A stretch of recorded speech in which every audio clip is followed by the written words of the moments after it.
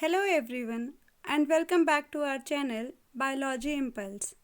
In this video, we will talk about some of the very important MCQs from the NEET and AIMS point of view from the chapter number 19 of class 11th, that is excretory product and their elimination.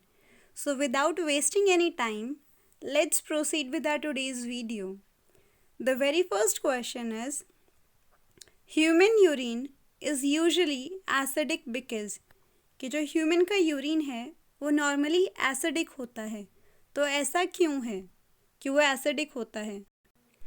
तो इसका सही answer है answer number A, that is hydrogen ions are actively secreted into the filtrate. कि जो filtrate है उसके अंदर जो हाइड्रोजन आयंस हैं वो एक्टिवली सिक्रीट होते रहते हैं। The second question is, the part of nephron involved in active reabsorption of sodium is कि नेफ्रॉन का कौन सा ऐसा हिस्सा है जो कि सोडियम के रीएब्जॉर्प्शन में इन्वॉल्व होता है? तो इसका सही आंसर है answer number D, that is PCT, यानी कि प्रॉक्सिमल कॉन्वोल्यूटेड ट्यूब्यूल। ये जो पीसीटी होता है ये सोडियम के रीएब्जॉर्प्शन के लिए रिस्पॉन्सिबल होता है। The next question is, in mammals which blood vessel would normally carry largest amount of urea, यानी कि मैमल्स के अंदर ऐसी कौन सी ब्लड वेसल है जो कि नॉर्मली सबसे ज़्यादा अमाउंट का जो यूरिया है उसको कैरी करती है? तो इसका सही आंसर है answer number C, that is hepatic vein. क्योंकि ये जो हैप्टिक वेन है ये सबसे ज़्यादा यूरिया को कैरी करती है। Next question is, which of the following does not favour the formation of large quantities of dilute urine? कि इनमें से ऐसा कौन सा फैक्टर है जो कि फेवरेबल नहीं है बहुत ज़्यादा डाइल्यूट यूरिन के फॉर्मेशन के लिए? तो इसका सही आंसर है answer number D, that is renin. यानी कि जो रेनिन है वो इतने जल्दी डाइल्यूट यूरिन को की जो फॉर्मेशन है उसको नहीं होने देता है। Next question is the removal of proximal convoluted tubule from the nephron will result in. कि अगर नेफ्रॉन के अंदर से ये जो पीसीटी वाला हिस्सा है अगर ये रिमूव हो जाए तो उसकी वजह से क्या होगा? तो इसका सही आंसर है answer number C, that is more concentrated urine. यानी कि अगर पीसीटी नहीं होगा नेफ्रॉन के अंदर तो ज़्यादा अमाउंट का जो यूरिन है वो कॉन्सेंट्रेटेड यूरिन की फॉर्मेशन होगी। इसके अलावा हम क्वेश्चन नंबर 2 के अंदर भी बात कर चुके हैं कि जो पीसीटी है वो सोडियम के रीएब्जॉर्प्शन के लिए भी रिस्पॉन्सिबल होता है। Which of the following cause an increase in sodium reabsorption in the distal convoluted tubule? कि इनमें से ऐसी कौन सी चीज़ है जिसकी वजह से जो सोडियम का रीएब्जॉर्प्शन है डिस्टल कॉन्वोल्यूटेड ट्यूब्यूल के अंदर वो इंक्रीज़ हो जाता है? एक तो थी PCT, that is proximal convoluted tubule, और जो दूसरी होती है दैट इज़ डीसीटी, यानी कि डिस्टल कॉन्वोल्यूटेड ट्यूब्यूल। तो डिस्टल कॉन्वोल्यूटेड ट्यूब्यूल के अंदर ऐसी कौन सी चीज़ की वजह से सोडियम का रीएब्जॉर्प्शन है वो ज़्यादा हो सकता है? तो इसका सही आंसर है answer number C, that is increase in the aldosterone level.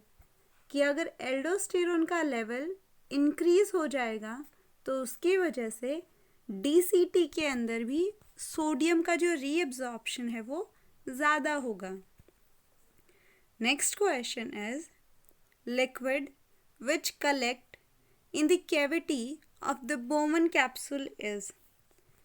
इसका मतलब है कि जो लिक्विड बोमन्स कैप्सूल की कैविटी के अंदर कलेक्ट होता है उसको हम क्या बोलते हैं? तो इसका सही आंसर है answer number B, that is plasma minus blood proteins. यानी कि जो लिक्विड बोवेंस कैप्सूल के अंदर कलेक्ट हो रहा है वो क्या है? प्लाज्मा है, बट उसके अंदर ब्लड प्रोटीन्स नहीं हैं। Next question is ketonuria is due to, कि जो कीटोन्यूरिया वाला जो डिसऑर्डर है या जो प्रॉब्लम है वो किसकी वजह से होती है?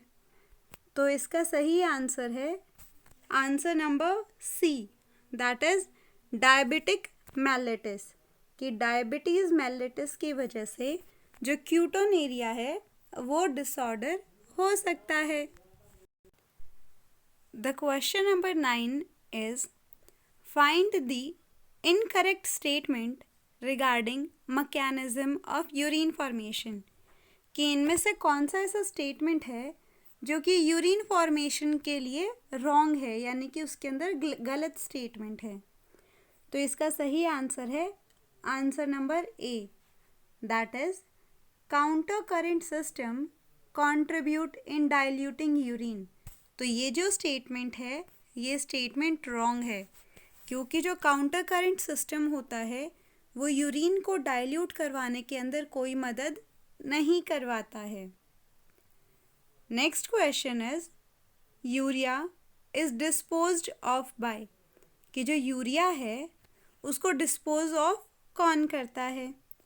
तो इसका सही आंसर है किडनी। तो जो किडनी है वो यूरिया को डिस्पोज करवाती है।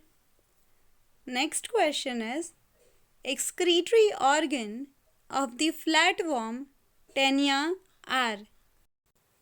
ये जो फ्लैटवर्म होता है टेनिया, इसके अंदर एक्सक्रीटरी प्रोडक्ट क्या होता है? यानी कि जो एक्सक्रीटरी ऑर्गन है उसको हम क्या बोलते हैं?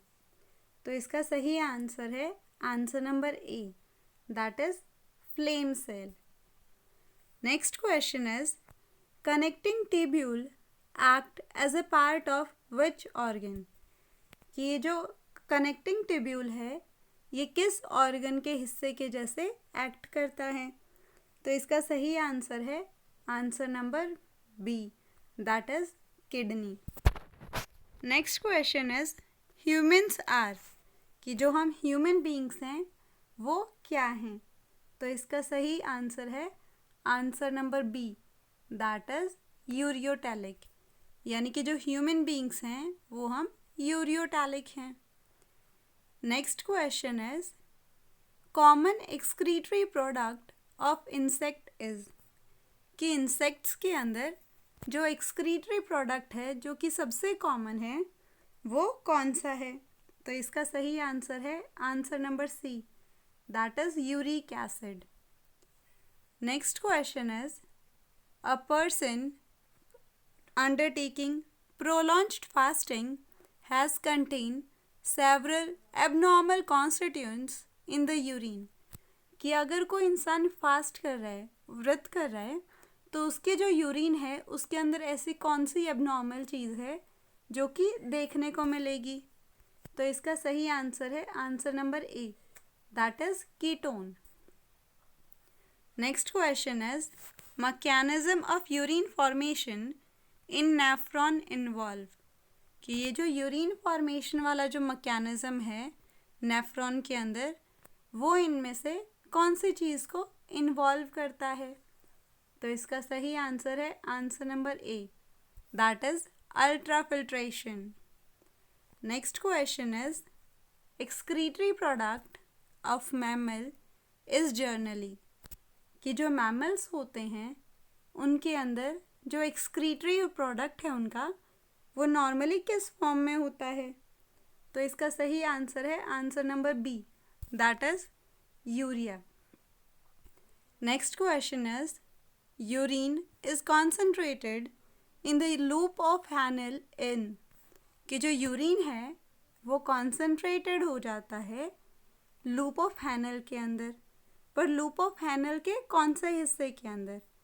तो इसका सही आंसर है answer number C, that is hairpin band between descending limbs.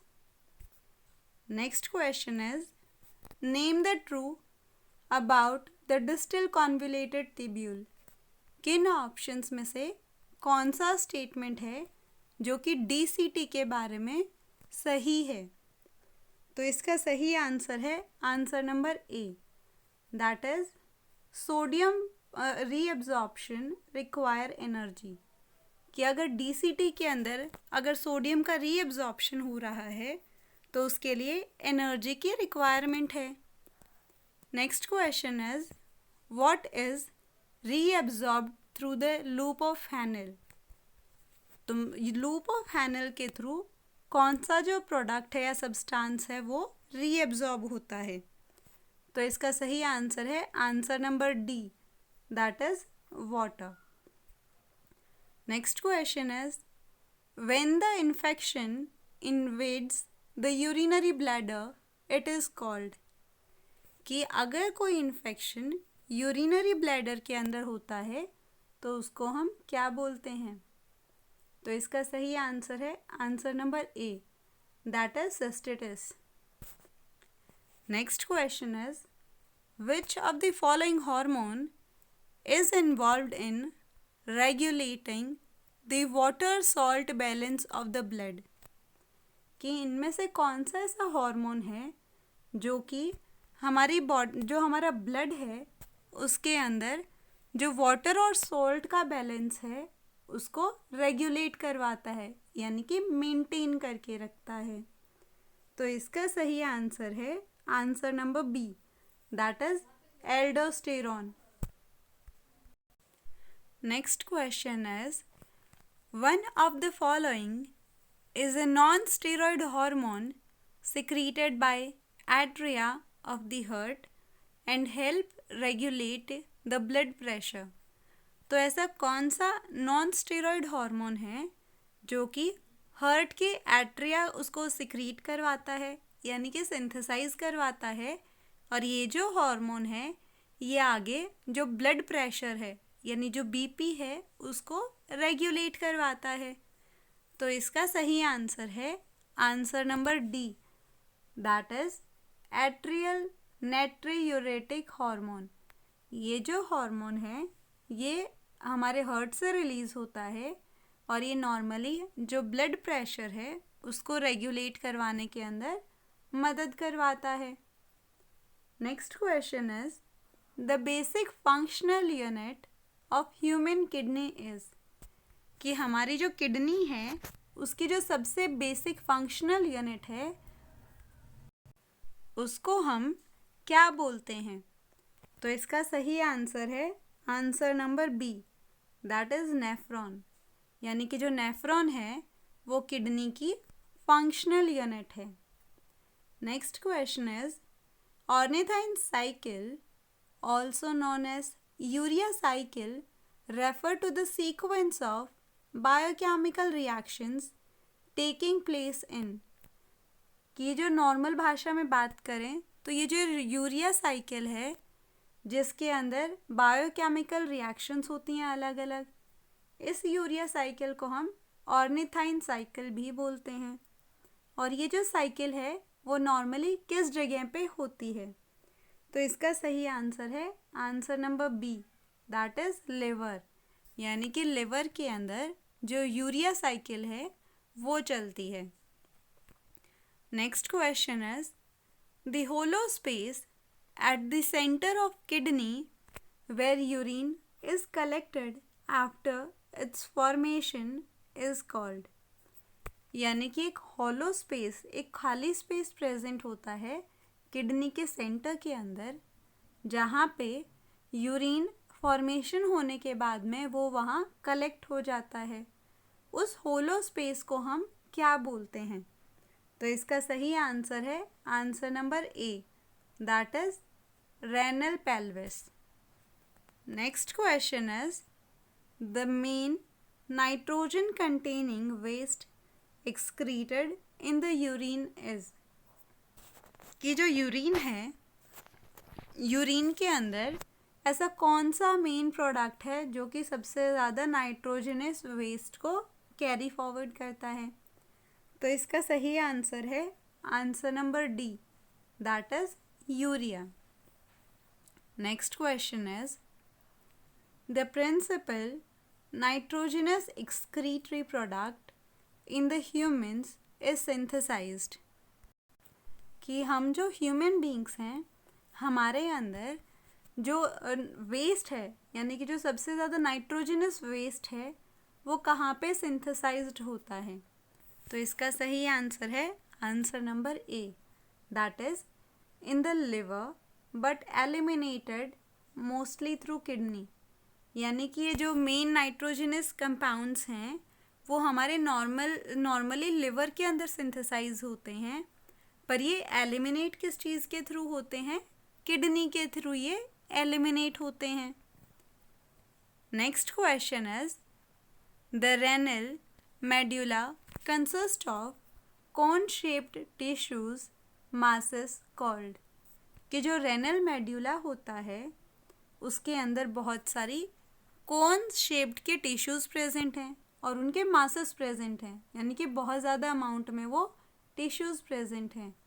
और इन टिश्यूज़ को हम क्या बोलते हैं। तो इसका सही आंसर है answer number A, that is renal pyramids. यानी कि ये जो रेनल मेड्यूला है इसके अंदर बहुत सारे कोन शेप्ड के टिश्यूज़ प्रेजेंट होते हैं और इन टिश्यूज़ को हम रेनल पिरामिड बोलते हैं। And the last question is the term hematuria is used to describe। कि जो टर्म है हेमेटूरिया ये किस चीज़ को डिस्क्राइब करवाती है। तो इसका सही आंसर है answer number B, that is presence of red blood cells in urine. इस कंडीशन के अंदर नॉर्मली जो यूरिन होता है उसके अंदर आरबीसीज भी प्रेजेंट होते हैं, यानी कि किसी भी डिफॉर्मिटी या प्रॉब्लम की वजह से जो आरबीसीज हैं वो यूरिन के अंदर आने लग जाते हैं। तो अगर आपको ये वीडियो पसंद आई हो तो प्लीज़ हमारे चैनल को लाइक, शेयर और सब्सक्राइब करना ना भूलें। और आप हमें कमेंट सेक्शन में अपने व्यूज़ भी बता सकते हैं, या फिर अगर आपकी कोई क्यूरी हो तो उसके बारे में भी हमें बता सकते हैं। धन्यवाद।